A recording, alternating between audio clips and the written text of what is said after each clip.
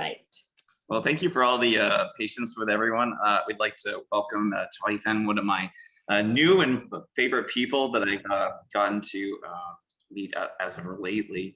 I had the honor to see his living space and studio, and out of all the people I know in the DC area, he probably has one of the most amazing collections of art, not to mention art that he also produces. So I was blown away by his collection and his ability to speak about art, number one.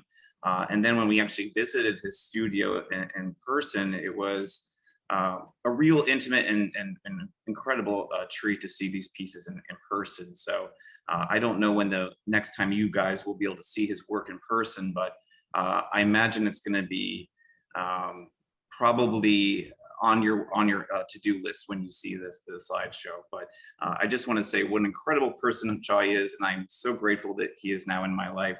And I'd like to welcome him to our ACO today. And thank you, Chawky.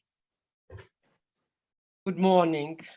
I want to start by saying thank you to you, Jordan. Thank you for the invite, and thank you for giving me the opportunity to share my work with a group of artists. One of the things that I always look for is to use my art as a platform to talk about issues, to encourage other artists to really look inside as much as they're looking outside for inspiration. So while we're talking, I want to say first, I do apologize for the problems that we had to connect the PowerPoint. So I hope you can stay. I will make it very brief, what I want to say, and I will leave plenty of time, hopefully, to your questions. I hope everybody has had a chance to read this first slide. I want to tell everybody, I'll take this opportunity also to tell you that I am a Fulbright scholar. I went to India in 2017, and my proposal's name was Your Art, Your Voice. And actually, I am in the process of applying for a second Fulbright, and I feel as if it has become my mission as a professor and as a practicing artist to really kindle what I call the fire in the belly in my students and in other artists' research. So I hope I have this opportunity to invite you to really start looking at the fire in your belly. Next, please. What I want to tell you is that art doesn't come from the cloud. Art comes from a lived experience. I am from Lebanon. I lived in the war for 6 years before coming to the United States.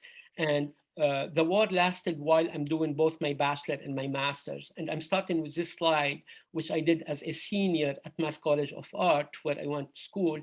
And it really is very fundamental to my questioning of appearances in life. Next, please.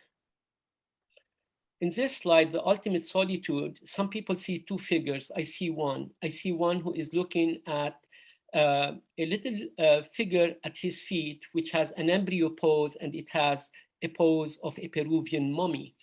And behind him, you see lights and darkness. You have abysses and you have summits. And truly, I believe that what is inside each one of us. And the ultimate solitude is to find the universe that exists inside of me, the universe of light and darkness, of hate and compassion, of failure, and of aspirations. And the birth and the death that happens in each one of us every day. I don't believe life and death happen once in a lifetime. It's a process that happens daily. Next, please. So this is me when I had hair and mustache, and you really can see that from very early ages, from very young age, I really felt the confrontation with death was a confirmation of life. And this is not a philosophical concept. For me, thinking about death is not something that really makes me depressed. It really invites me to live more fully and more meaningfully. And I try, despite my failures, to get up and say, okay, what did you learn from your failure? Move on and try to really be more light and bring more life to yourself and to the people around you and to your students. Next, please.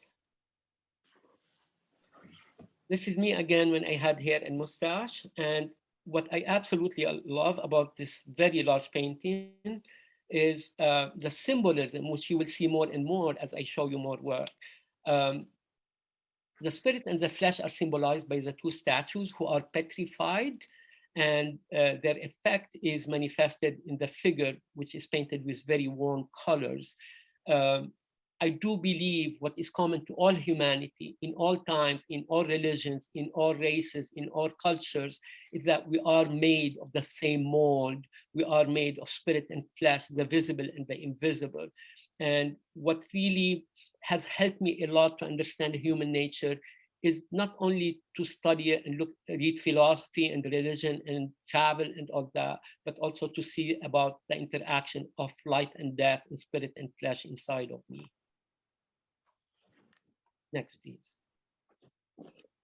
The saint and the prostitute is one of the height of really self-knowledge. And I use these two words, the saint and the prostitute, to talk about what we consider sacred and what we consider filthy in each one of us. You know, when you acknowledge inside, when I acknowledge inside of me that I have the seeds of what I consider or society considers the highest and noblest inspirations, and then when you see the lowest desires, and that is what inspired that painting. And it is a mirror image, because when I look at this painting, I ask myself, which is the saint and which is the prostitute? The two are facing each other, the two are mirror image. And from that, there is a third element that comes, which is crucifixion and ascension. And again, it's a lot of introspection through my art. Next, please. Next, please. Another meditation on the dualities that I see inside of me. The title is Weakness is a Source of Life. And you see a double self-portrait. And I want to invite everybody to recognize that in each one of us, there is that broken part symbolized by the doll and the figure in the lower left coming from the brokenness. But if you are only aware of the depression in your life, if you only are aware of the vulnerabilities and the brokenness in your life, you will be so depressed you may commit suicide. What really is creating a balance in my life is the acknowledgement of the other side, symbolized by the angel on the left and the figure that is coming from the top. The two fingers that are touching each other are an homage to Michelangelo's The Creation of Adam, where I not only see the person who is needing life, Adam, inside of me, but I see the divinity inside of me giving me life. If we think we are gods, we can self-destruct. And if we are too aware of our weaknesses without our strength, we also can self-destruct. And that is what this painting about. And the angel is crowning that knowledge and that consciousness. Next, please.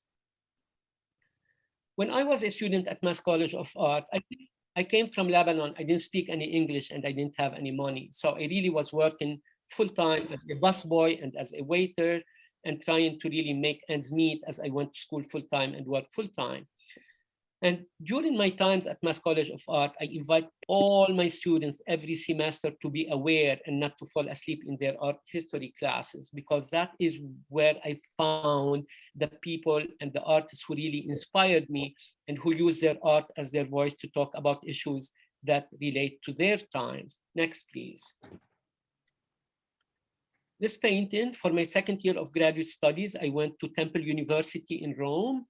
And this painting is a portrait of me, again, when I had hair. And this is the window that really changed my life.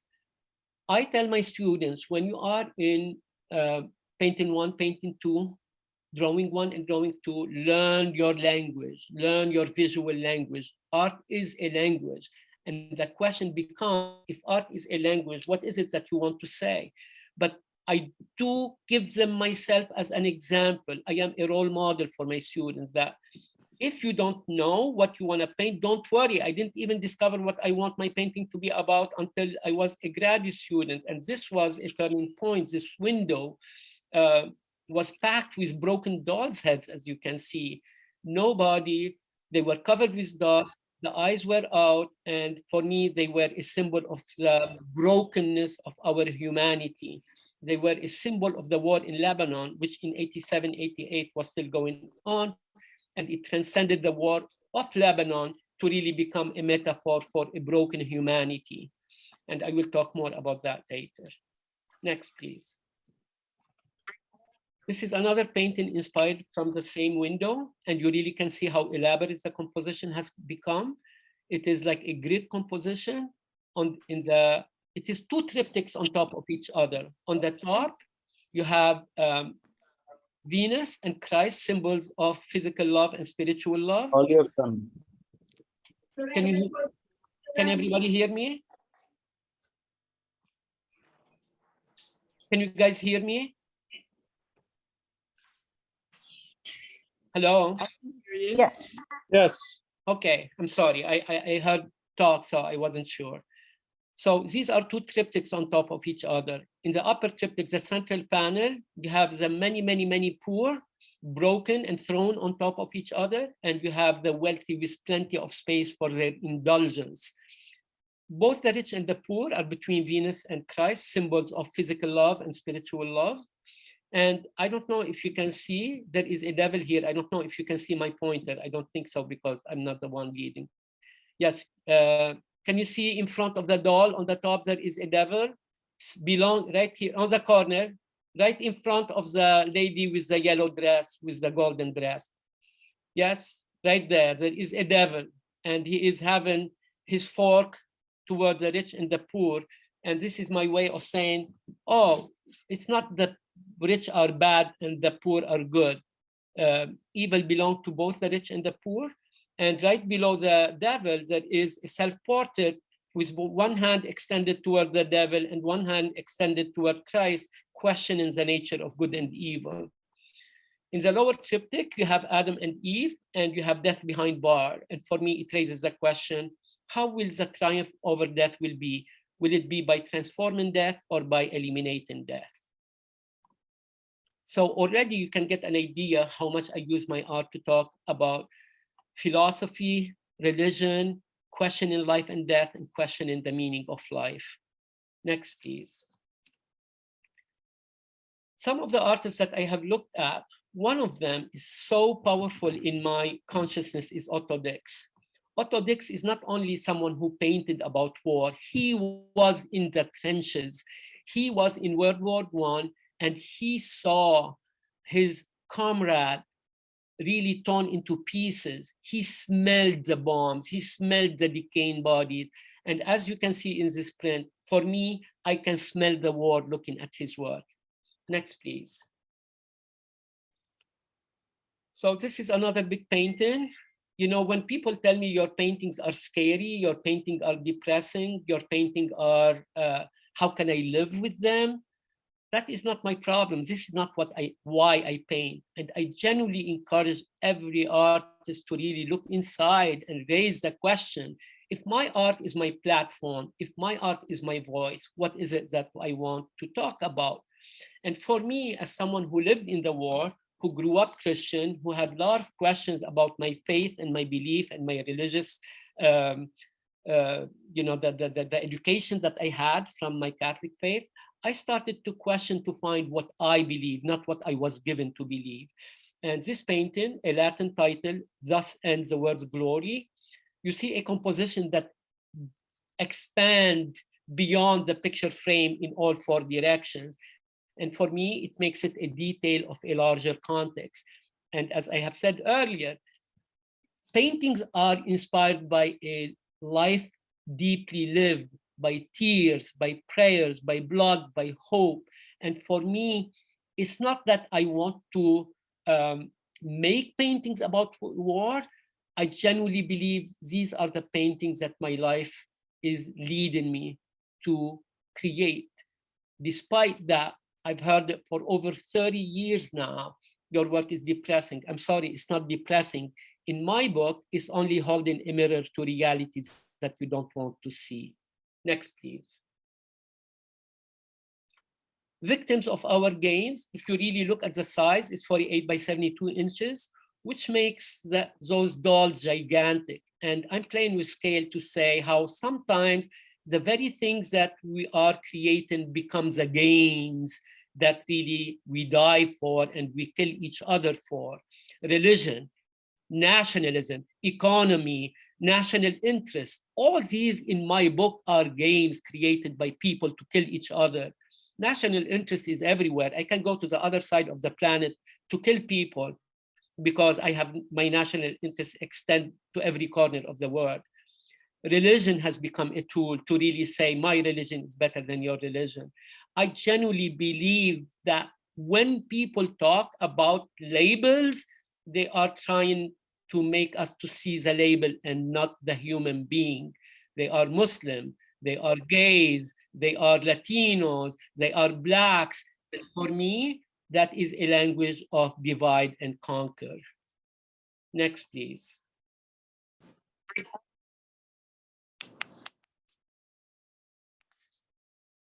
Next, please. Something's, hold up. There we go, sorry. This painting by Evergood really touched me very, very strongly personally. I grew up Catholic, and what I absolutely love about some of my faith aspects is the correlationship between the suffering of Christ and the suffering of humanity. So you see a crucifix with all kinds of wounds and pain, and you also see in relationship to the pain of humanity around him. The soldiers, the forgotten people, the marginalized people. And for me, that is what becomes the divine suffering, which is nothing other than the suffering of humanity. Next, please.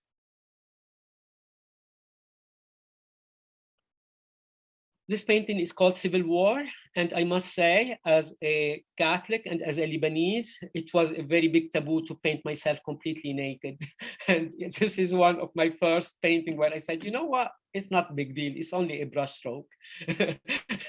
So I really wanted to make the contrast between the individual and the mass. When we hear about wars, we hear numbers. When we hear about natural disasters, we hear numbers. When we hear about anything that becomes statistic, we are not seeing the individual.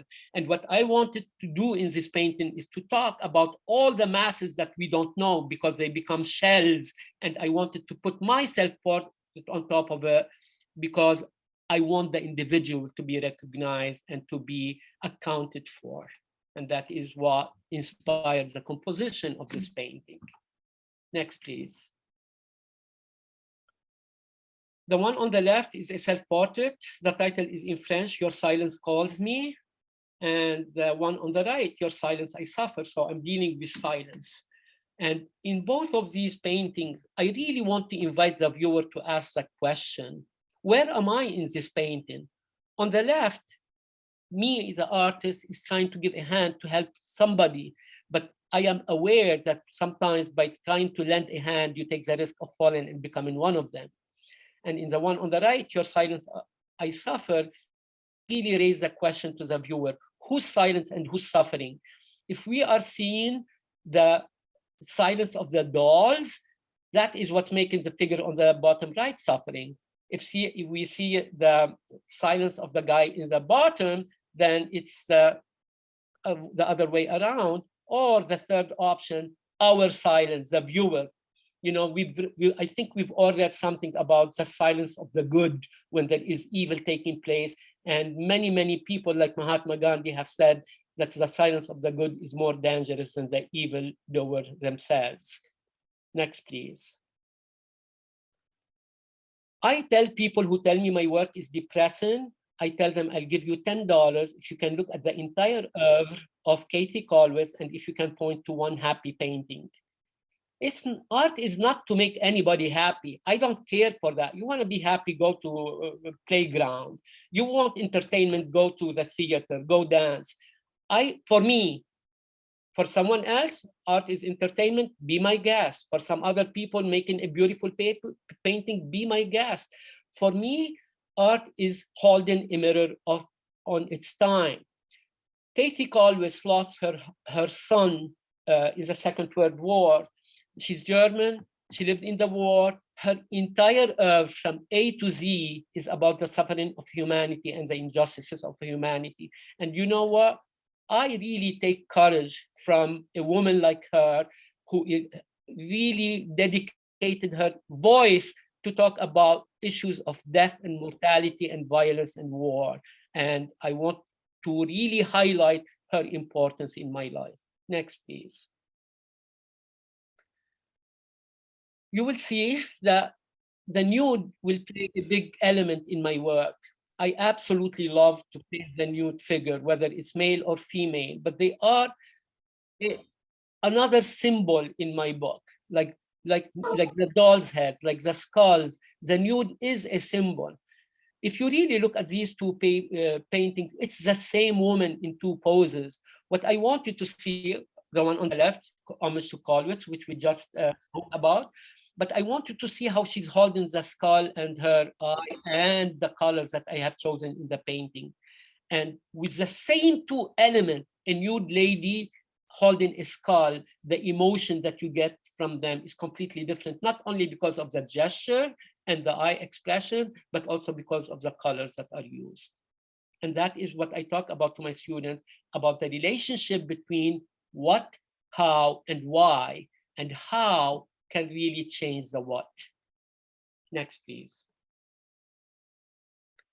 We are with the same subject. I'm not the first one to deal with the issue of a beautiful lady and death. And we have here Hans Baldung. You can see the dates in the bottom.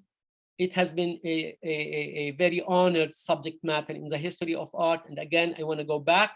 Please study your art history. Please be aware who are the people who speaks to you and to your sensibility, because I promise you, we all are standing on the shoulder of giants. We are not reinventing the wheel from the beginning. Next, please. Here we are again. Next, please. In 1991, I went to Spain, to the Prado, specifically to see this painting. I fell in love with it when I saw it in a slideshow at Mass College of Art. And this is what I really cannot emphasize enough. I'm not learning about Hieronymus Bosch. I'm learning about Chawky through Chawky's reaction to some work and to life and to art that I went all over. I was very blessed and very lucky that I had many, many art pilgrimages to go and visit paintings that I have studied when I was still at Mass College of Art. So when I went to Spain to see this painting in 1991, I was blown away beyond emotional response. I came back to my studio in Boston. I was living in Boston at the time. And for over 2 months, I couldn't even do a sketch. And one day, my head told me, you just went to Spain to see the Garden of Earthly Delights. Why don't you do your own Garden of Earthly Delights? And I said, nah, people are going to compare me to Bosch. Maybe when I am 60, I will do it. And the head said, his painting was a reflection of his time. Can you make your painting a reflection of your time? And as soon as I thought that, magically, next painting, please, I did the largest painting of my life. It is 6x7, it's 1 second, 4x6, 6x7, 4 and 7 and 4. It's 15 feet wide. It's 15 feet wide by 6 feet high. I kept the same format as Hieronymus Bosch. You have heaven on the left, earthly delights in the middle, and hell on the right. Visually, the red color relates all 3 panels to each other. And you see that there is a narrative. On the left, you have pure love of mother and child. Yes, I am Catholic, or was, or is. I don't know who I am anymore. But the love of mother for her child is for me the purest love. And the baby child, Jesus, is pointing to his crucifixion because of his love for humanity. He was crucified. And in the middle, you see humanity as masks. They are wearing masks. And you can see some phallic shapes, which also relate to Bosch's painting, because his earthly delights are of sexual nature. So I was very happy to see the phallic form in some of the masks. And in the right, you see the figure looking at the mask and leading them to hell, where you have the only mask that is laughing. What I want to tell you, the reason why I was able to do this, because I was going through my personal crisis with my faith. What you see common in all these three paintings is that all of them are man-made, all of them are hollow, and all of them are fragile. So what I'm saying is that our spiritual ideals and spiritual ideas, our pleasures and our delights are all hollow, man-made, and empty. Very nihilistic approach to it.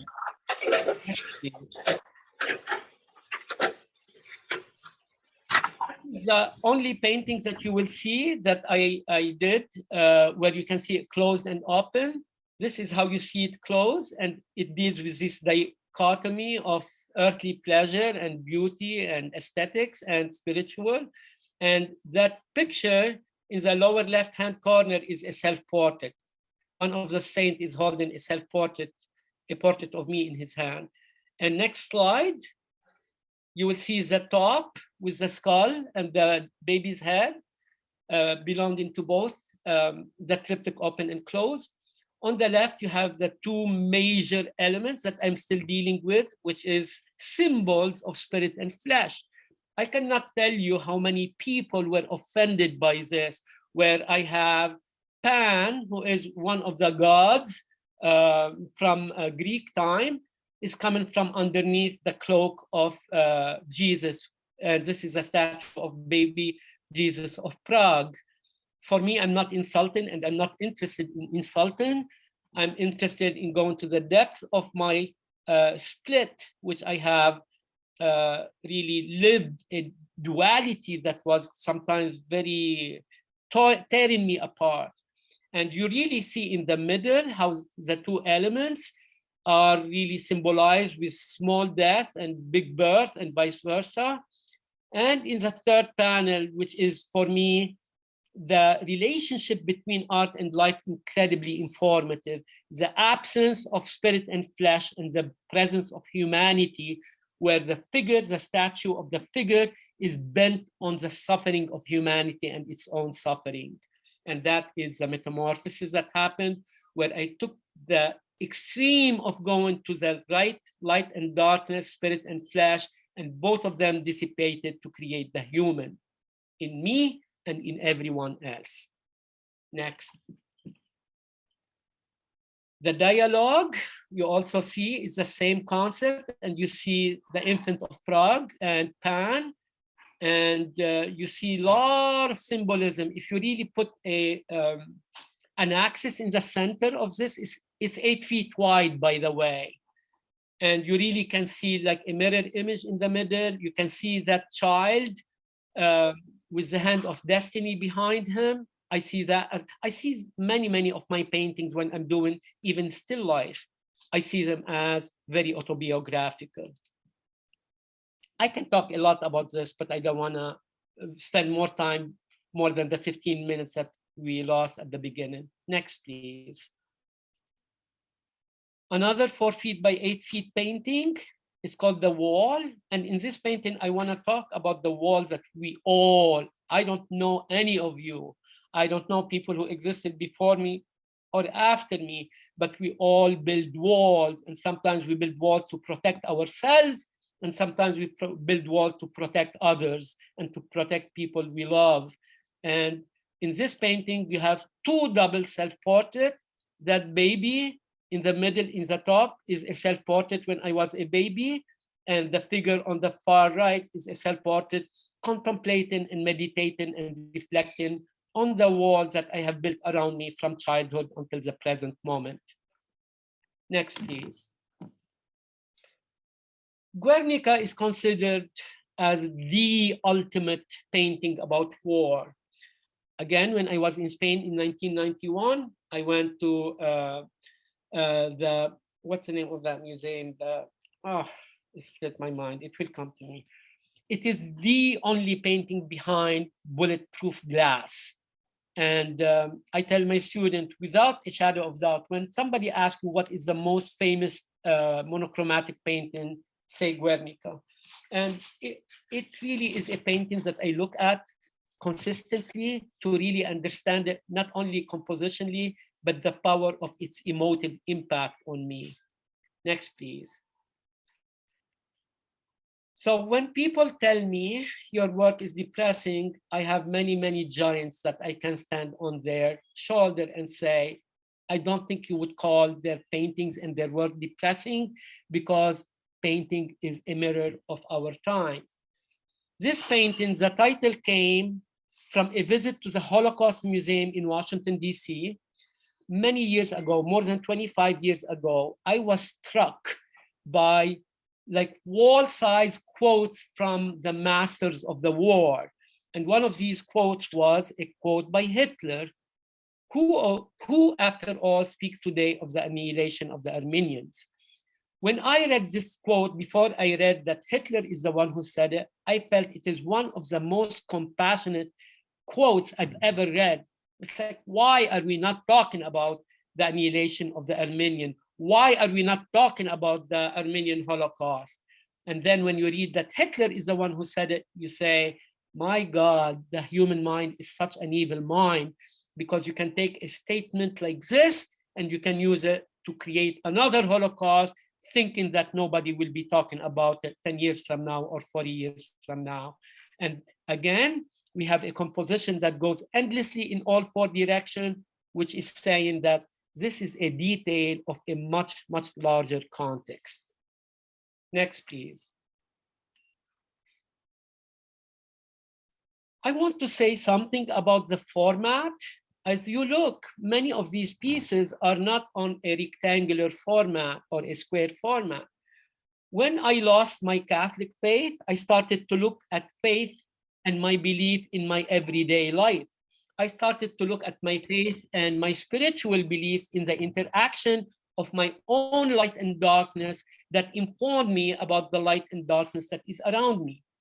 So when I was a teacher at Cambridge Adult Education Center in Boston, I put these pictures side by side like this, and I allowed people to say, what do you see in this painting? And I can genuinely tell you 50% of the students saw these two paintings as pro-American, and 50% saw them as anti-American. And this is the power of art. You bring to it what you think. You bring to it your own affinities, your own sensibilities, and your own convictions. I'm not saying one way or another.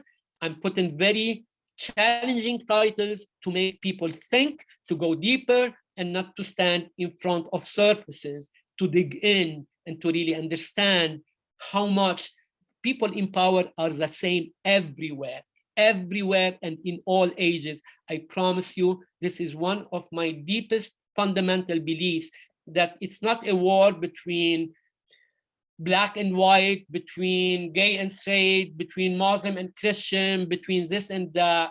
It has been all along the history of humankind, a war between the elite, the people in power, who make their best to keep the people poor so they can dominate them and so they can manipulate them. And that is what these two paintings are about. Next, please.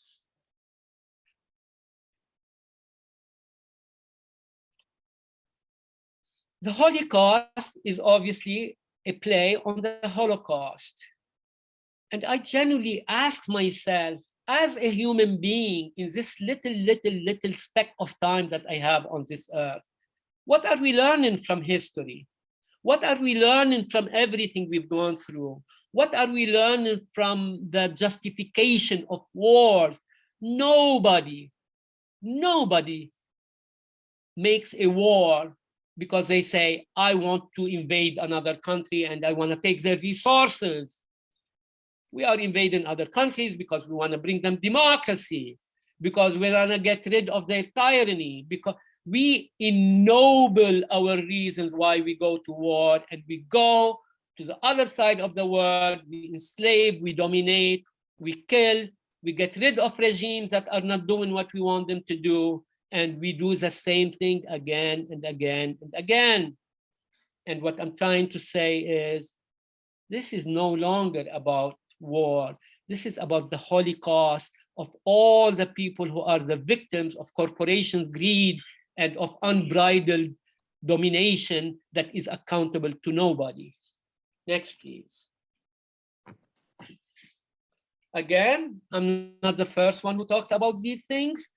A very, very iconic painting from Goya. It talks how, you know, these people who are defending themselves against the French occupiers, you know, they are called terrorists and they are being shot.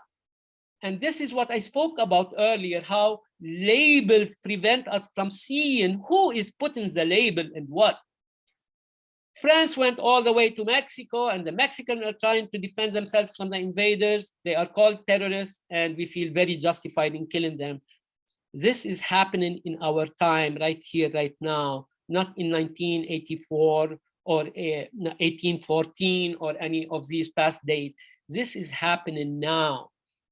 You want to kill somebody without feeling any guilt or shame, and everybody will be behind you, call them one single word, terrorist.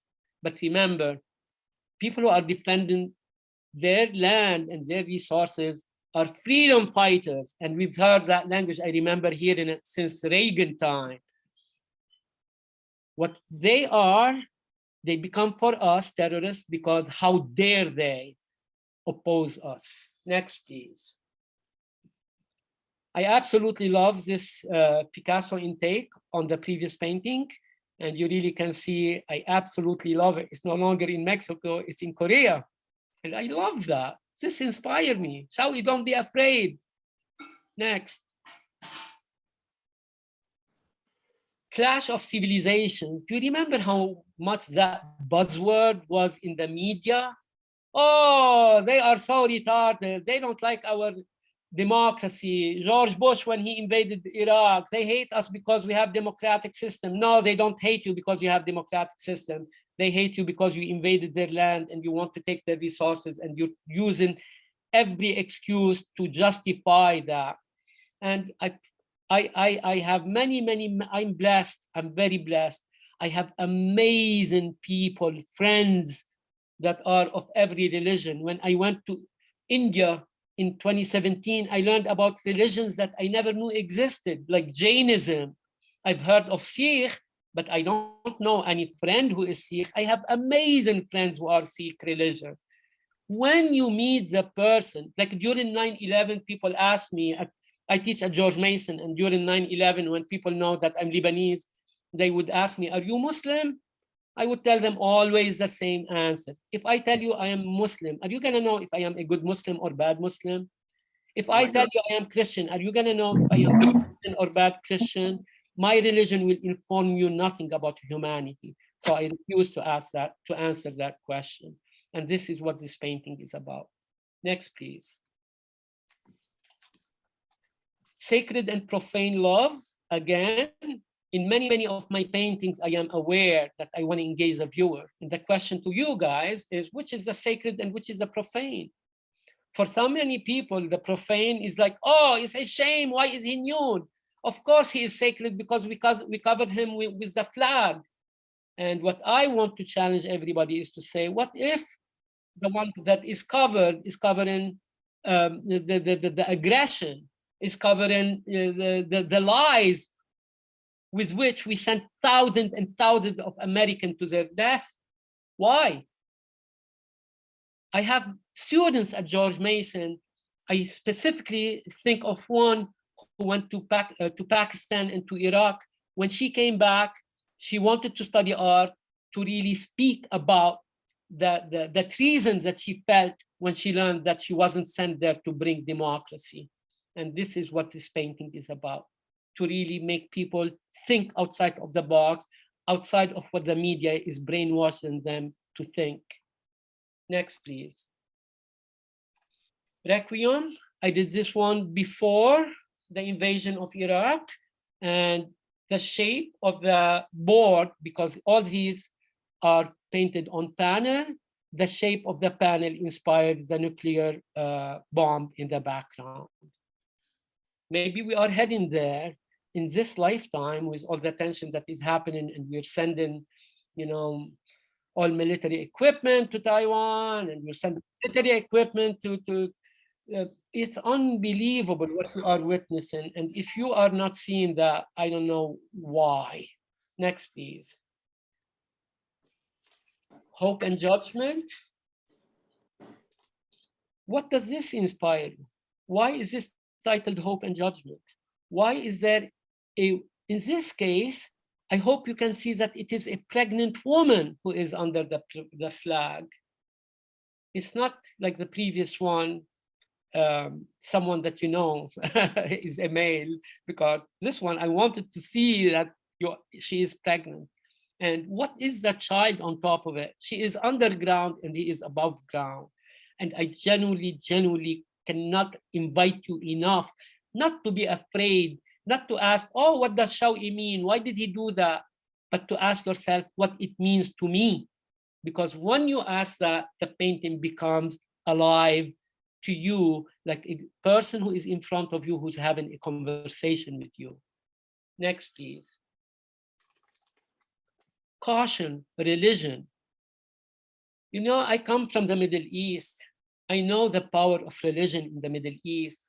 I know the ideology of religion. I mean, people have different things that they die for. Some people die to make more money. Some people die to defend their faith. Some people die to bring more resources. Some people die to defend their land.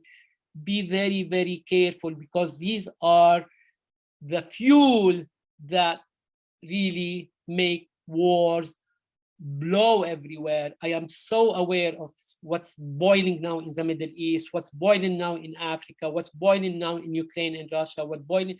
And I ask myself, are we really smart as we think we are? Or are we stupid, repeating the same thing again and again until the end of times? Next, please. I put these two paintings side by side because I want to show you the relationship between the what and the how. We have a slaughtered ox by Rembrandt next to a slide of beef by Chaim Soutine. And what I want you to see is the incredible transformation of that Caracas under the color and the brushstroke of the artist. Next, please. Another one with the Caracas behind a Pope by Francis Bacon. And I want to tell you that I was aware of these paintings after I painted mine. Next, please. When I visit Lebanon, when I visit a foreign country, wherever I go, my big tool of research is my camera. I take pictures everywhere. During my Fulbright in India, I took thousands, literally thousands of pictures that I didn't know what to do with, but I knew that they will be part of my research. And these two pictures come from a butcher shop in Lebanon. It's a Caracas hanging by its hind leg. It is skinned, it is gutted, and it is their intestines spilling out. What I absolutely love is not the Caracas itself, but what the Caracas allowed me to talk about. On the left side, That You May Live brings into focus that, yes, whether I like it or not, some things have to die in order to some things to live. You know, a deer dies so the lion can live. You know, that goat died so I can eat it and live. And the other one, which I absolutely love, is the hypocrisy and the stupidity of killing each other in the name of religion. I have a very dear Jewish friend. I described that painting to him. He did not see it. I described it as such.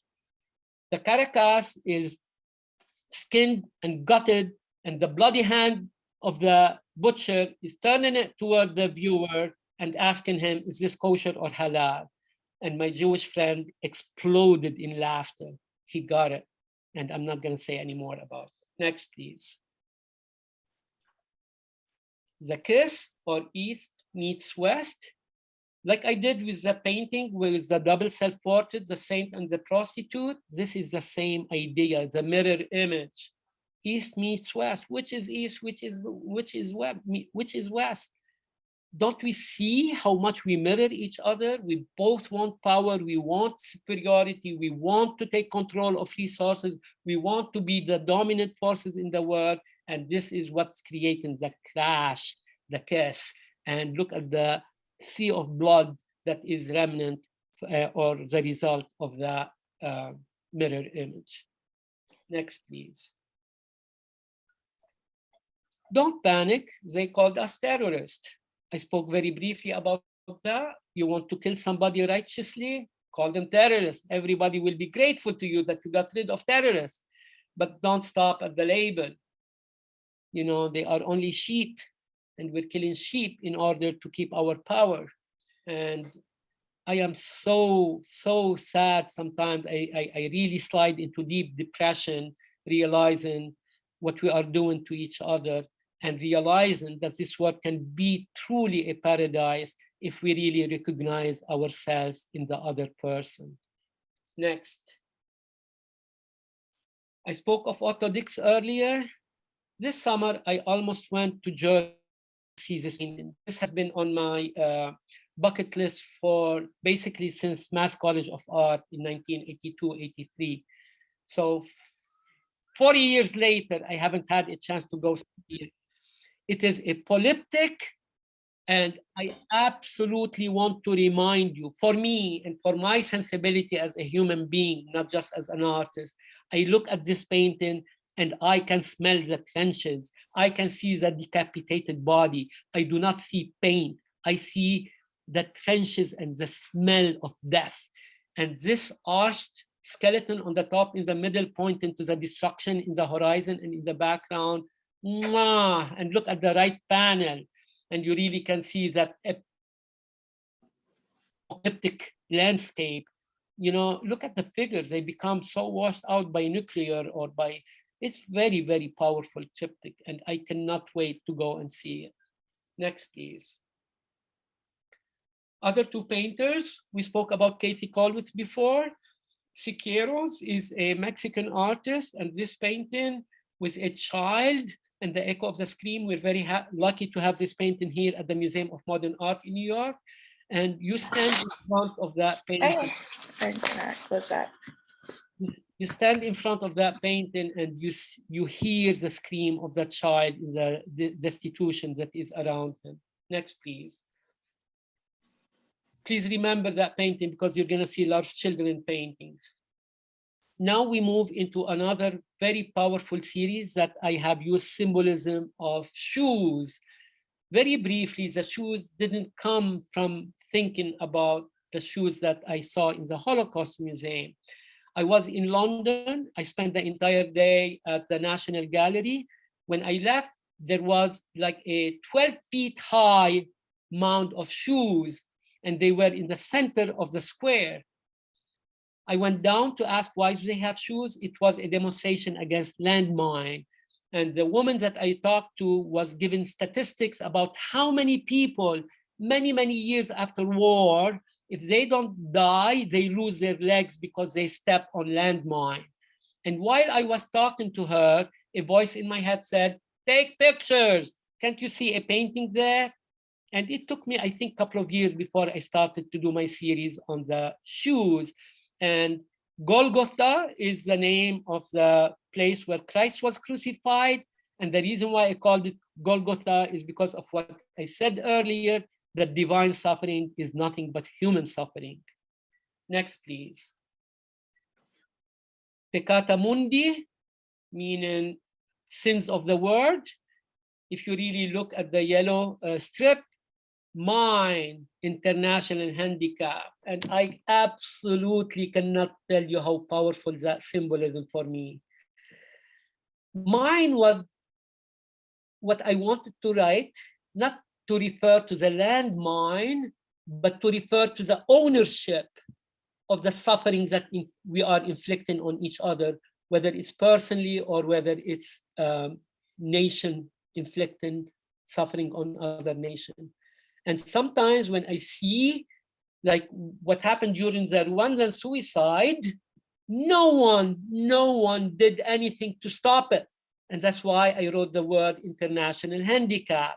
It's like, oh my God, when I read about that and the justification of France and the United States and the Western countries, why they didn't interfere early enough to stop it is beyond. And I invite you to research that, to see really the international handicap that happened and how mine doesn't exist because everybody is blaming it on someone else. Next, please. I do apologize. I said there's only one where you can see it closed or open. This is the second one that you can see closed and open. When it is closed, it's 4 feet by 8 feet. And look at the arts, ladies and gentlemen, all of you who are artists there. Look at the arts, dance in one side, painting on the top, sculpture in the bottom, music in the bottom. So on the left side, you have music in the bottom left, dance, painting. You have here theater, and you have here drama. So that is what you see, how the arts can open the world to reality with their metaphors and symbolism. Open it, please. Next one. This is what you see when the triptych is open. Everything is painted, everything is trompe-l'oeil, and you see in this painting like a synthesis of all my symbolism.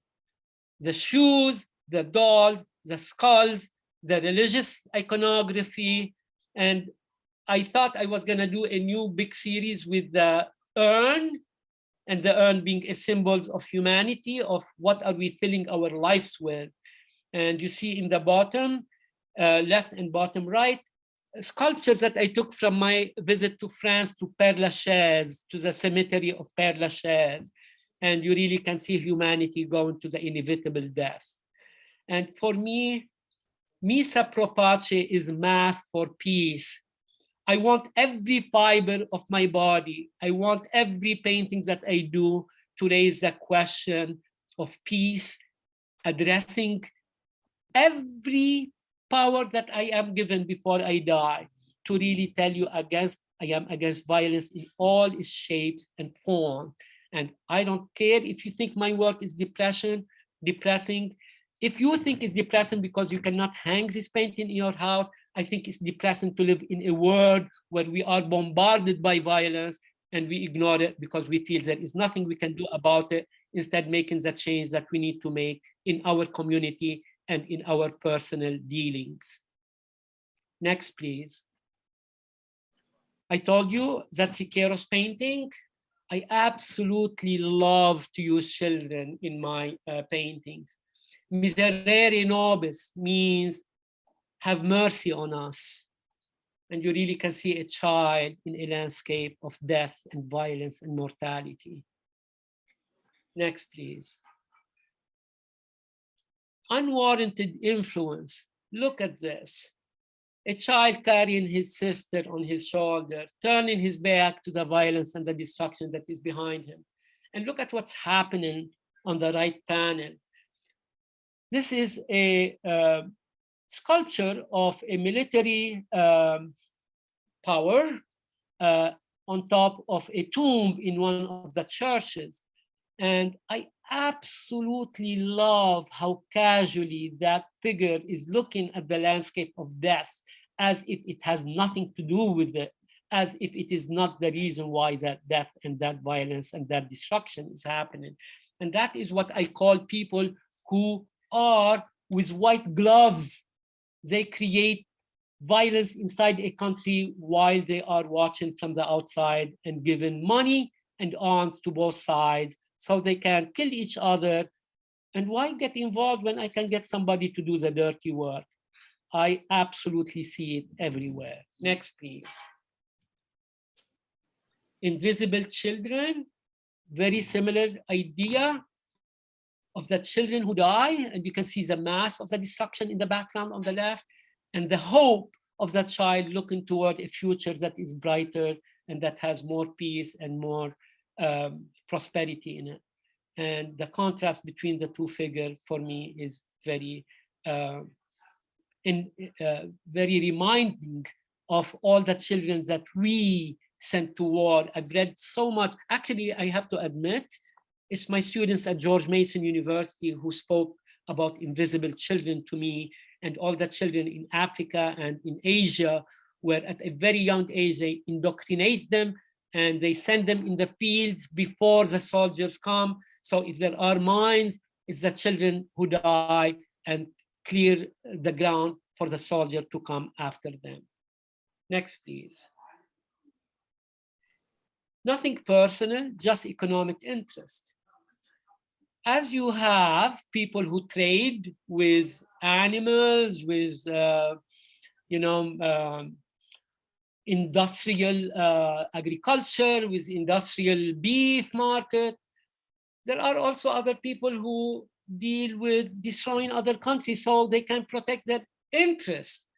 And what I absolutely want to tell you, that titles are very important to my paintings. I don't want anybody to come and call it a woman carrying her brother or a girl carrying her brother looking at the destruction of her city. No, this is about what is happening that we refuse to see. Next, please. Where shall wisdom be found? You really can see humanity, consoling humanity, meaning the I recognizing itself in the other, and the capital O, because, and you can see the sign of peace on his short. You can see that one of them is without shoes in a landscape of shoes. It is about consumerism, it is about war, it is about violence, and the two figures in the middle is the I and the other. Next, please. I personally was very enraged when I learned about Citizens United. And Citizens United is a Supreme Court decision that said money is free speech and corporations are people. And you have a child, very low-key panel on the right, looking at a very high-key panel on the left, because here we are, the untouchables in their elite, in their laws that they put to really protect themselves and to make illegal things legal. I have a Mexican friend who told me, you know what the difference in Mexico and the United States? I said, what? She said, in Mexico, they know it's corrupt and they do it anyway because nobody can touch them. I said, this is how it is in Lebanon. And she said, what's happening in the United States? And she said, in the United States, they know it's corrupt, they pass laws, they make it legal, and they do it. And that is what Citizens United, in my opinion, about, because they flood the election process with billions of dollars to affect the election. And for me, this is not democracy anymore. Next, please. You will see now series, a war series by Henry Moore, a war, The Disasters of War by Goya, and next, please. And the series of war from Otto that we have talked about before.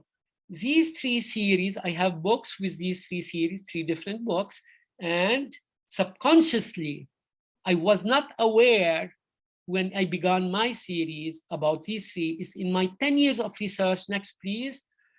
For 10 years, I have done 107 paintings on the Constitution of the United States. If you really look at them, you always see we the people on the upper left hand. I went to the National Archives in Washington, DC. I bought posters, prints of the Constitution, and I used that as the ground, and I painted on top of them.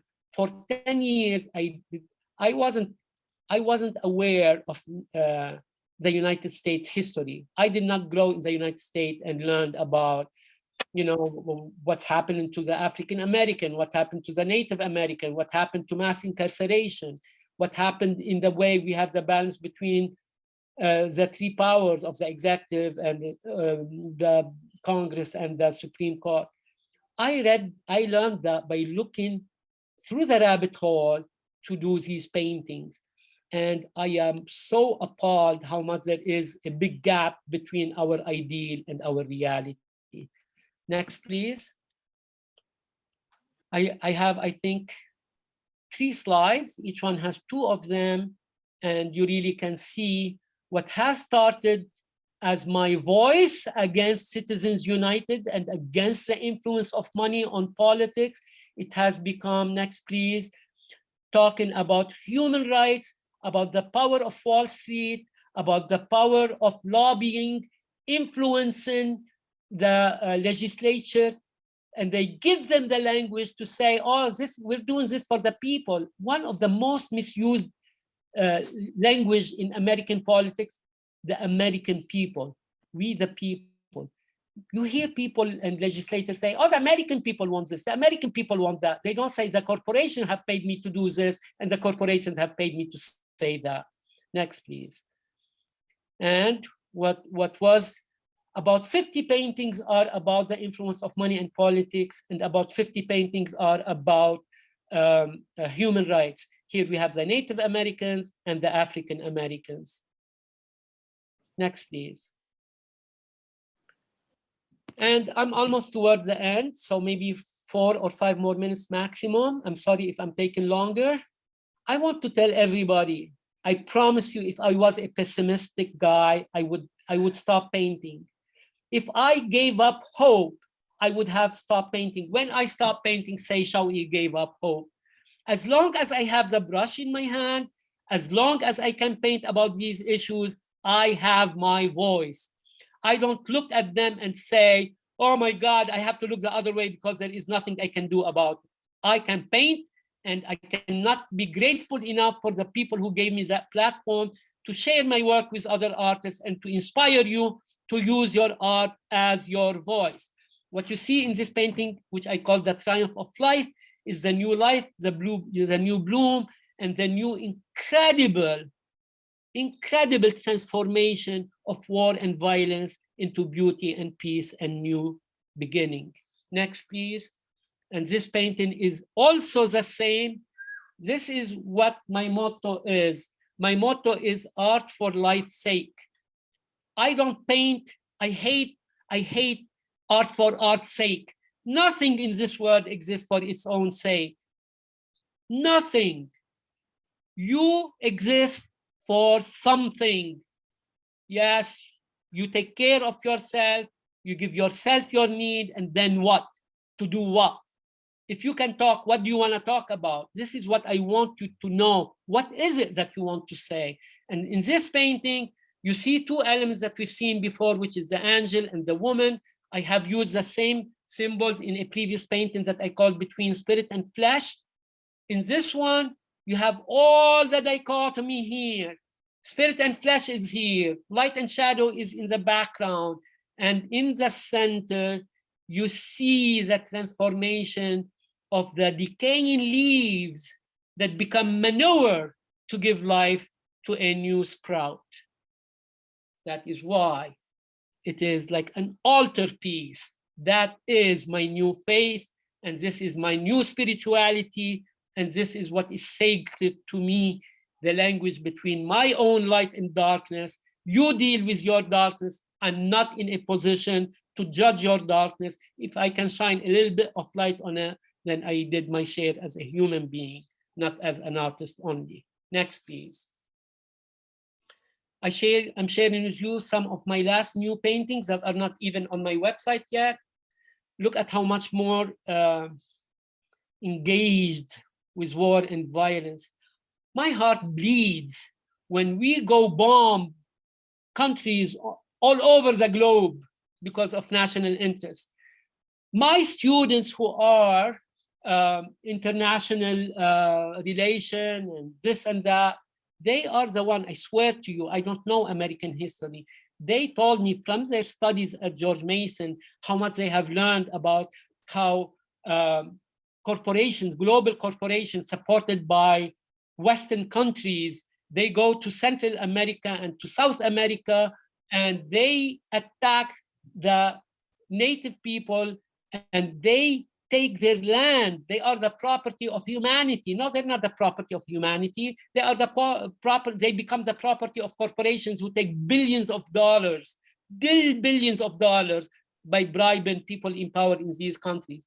And when they try to come to our country, we tell them, no, you cannot come here. No, you cannot come here. And we don't admit that it's our bombs that made them refugees. Next, please. We have learned nothing. This is a child that I told you when I was a Fulbright scholar in India. I took pictures everywhere, not knowing how I will use them. That child is from India. And I put him in the context. Instead of being in the street, in a dirty street, he is in an endless landscape of shoes. And look at the symbolism. Look at the faces inside the shoes. And the title is We Have Learned Nothing, which means it's an homage and a tribute to a quote by Desmond Tutu, who said, and it is inscribed in the painting, the only lesson we learn from history is we don't learn from history. Next, please. These two paintings were created after all the upheaval about what we have witnessed 2 years ago with George Floyd. One of them is called Dream Deferred, and the other one is called America, I Cannot Breathe. And these two paintings are very, very, very different from everything I've done before. I've never used drips in my work. I never used this technique in my work. And both of them, each one of them was done in a period of 6 hours. Next, please. Please read what's underneath this. We are looking at structure of the brain 2 millimeters across. Next, please. And this one, you're looking at 1 billion light year across a structure of the universe. And then I ask myself, who are we between these two infinities, the infinitely small and the infinitely large? Why can't we be aware that we are really a very short presence, and why don't we use our energy to really recognize ourselves in each other? Next, please. Please take a second to read this.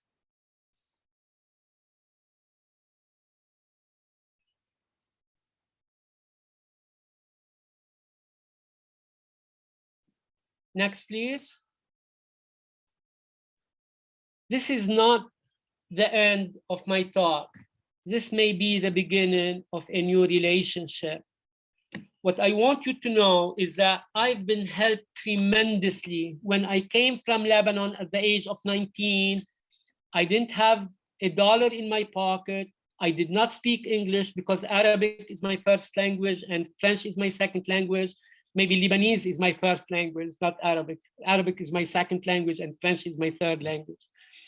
And when I came here, I cannot even fathom the help that I have received from people around me who believed in me when I couldn't believe in myself. And I do truly believe that life is given forward. It's not given backward. It's not given back. It's given forward.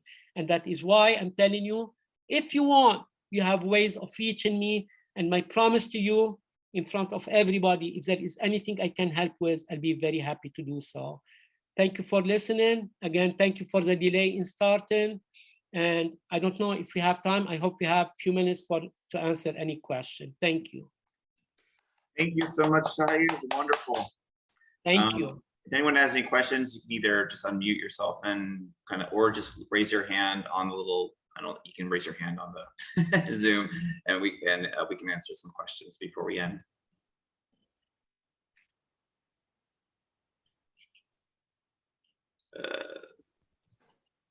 I cannot see anything. I only see the screen here. I'm not seeing anybody. Okay, go ahead. Yes. Yes. Hi. This is Joe. I have a question. Okay. What is the evolution of your work? What is next in the world of Shawi and social justice paintings?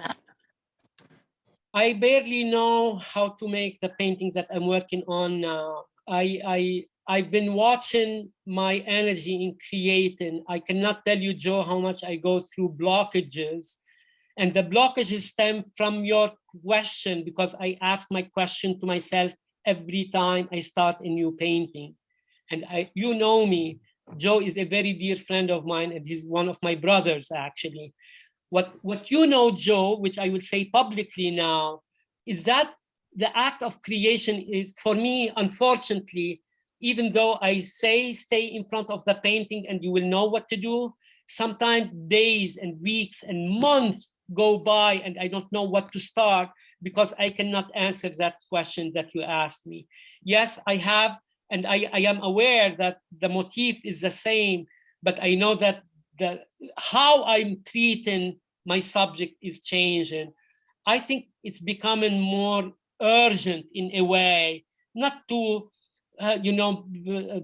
what does he say? Don't hit around the bush.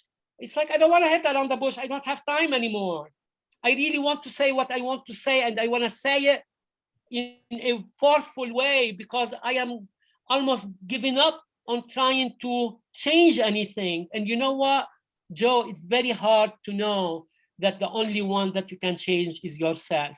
And I can honestly tell you, my art has changed me as much as I am changing my art.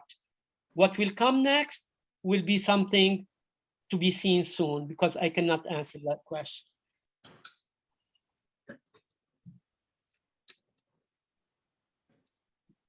Any other questions? Any others? Anyone, other questions? Very impressed. There are lots of chat input about how much they love the presentation. Oh, thank you. This is Mariana. It was absolutely wonderful. It gave me so much to think about, including for my art. You are inspirational. I would love to continue talking with you. Thank you.